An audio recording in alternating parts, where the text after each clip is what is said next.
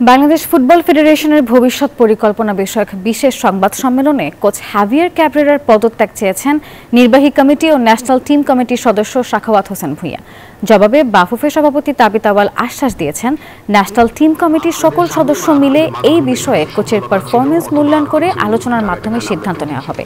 এদিকে ফুটবলের সার্বিক উন্নয়নের জন্য আগামীতে বাজেট বৃদ্ধি, সঠিক বণ্টন এবং খেলাধুলার সামগ্রীর উপর আরোপিত 36% কর কমিয়ে আনার দাবি জানিয়েছেন তিনি।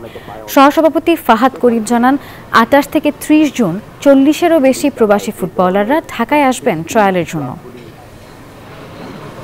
ভবিষ্যতে আমাদের উদ্দেশ্য হলো সেটাই, যে আমরা যখন স্পন্সর মানিটা রেজ করবো লিগের জন্য, প্লাস আমরা যখন টোটাল বাংলাদেশ ফুটবল ফেডারেশনে একটা আর্নিংস করব, সেখান থেকে একটা বরাদ্দের জন্য বড় বড় ক্লাব এবং বড় বড় লিগের ক্লাবদেরকে দেওয়া হয়।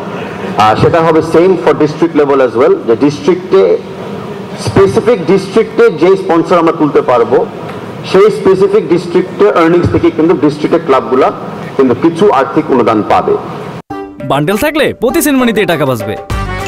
বিকাশ সেনমানি বান্ডেল কিনে জিতুন প্রতি লেনদেনে।